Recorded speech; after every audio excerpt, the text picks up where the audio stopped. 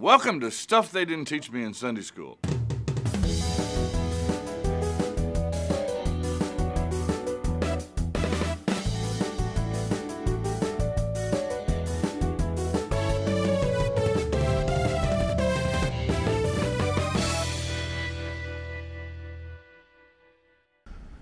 It's been said that there's a little bit of evil in the best of us and a little bit of good in the worst of us. Biblically and theologically, I don't think you'd find that true. The Bible says we're all evil.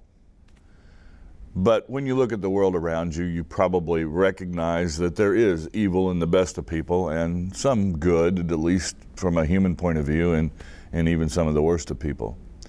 When you look at the Israelite kings, or kings of Judah, a few of them jump out at you as either incredibly good or incredibly evil. Hezekiah is one who gets rated as a good king. His story starts in 2 Kings chapter 18. He gets rated as a good king, and yet at the same time there are some things in Hezekiah's life that are just a little strange and a little off kilter. Hezekiah is known first of all for his reform. Heaven knows the nation needed a reform. The nation had strayed pretty far from their God, and the nation of Judah housed the Jerusalem temple, and that temple had been desecrated. Foreign gods had been moved in, and we're told that what Hezekiah did was to begin that process of removing all those gods. If you go to 2 Kings chapter 18 verse 4, it says, he removed the high places and broke the pillars and cut down the Asherah. The Asherah is something used in the worship of Baal and Ashtaroth, the fertility cults. So that was in the Jerusalem temple. And the next line is fascinating to me, absolutely fascinating. He broke in pieces the bronze serpent that Moses had made, for until those days the people of Israel had burned incense to it. It was called Nehushtan.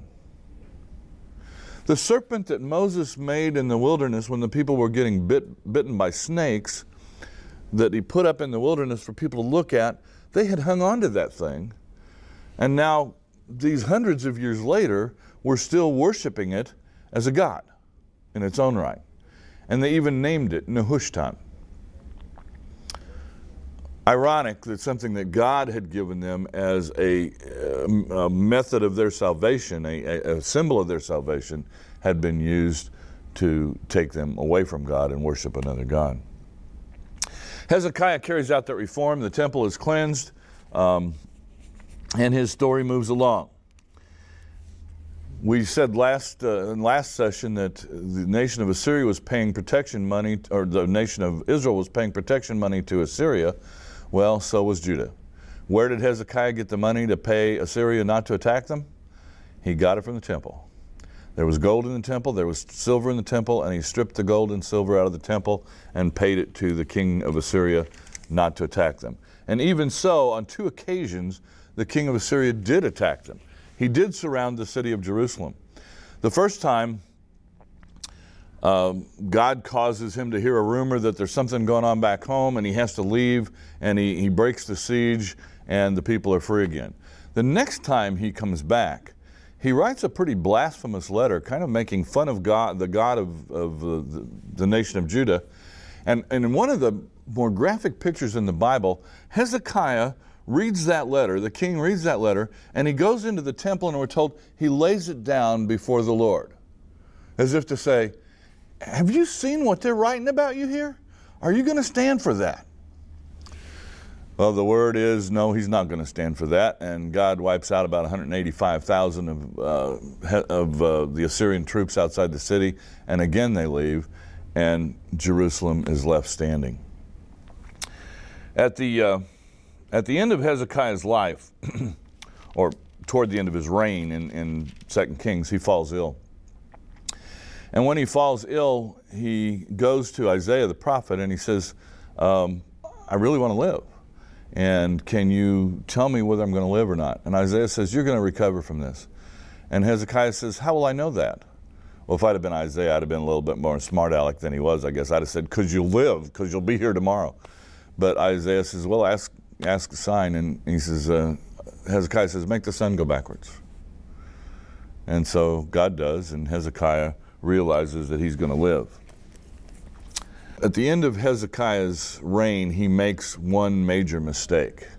Something that you didn't do in Middle Eastern culture. It was just dumb. He invites the representatives from the Babylonian government. Now, the Babylonians are the power on the horizon. The Assyrians are the ones in power at the time, but the Babylonians are the up-and-comers.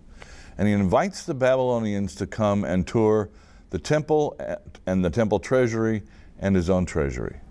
You do not let potential enemies know the value and the monetary value of what you have in your kingdom, and that's exactly what Hezekiah did. That would come back to haunt not Hezekiah, but his successors, because Babylon knew the wealth that was within the walls of the city of Jerusalem. Hezekiah was God's man. He was God's man because God had chosen him as king and had chosen him to revive that temple and revive the temple worship. He was God's man because God chose him. There will be other kings to come that will be far from being God's man. We'll look at one of those next week.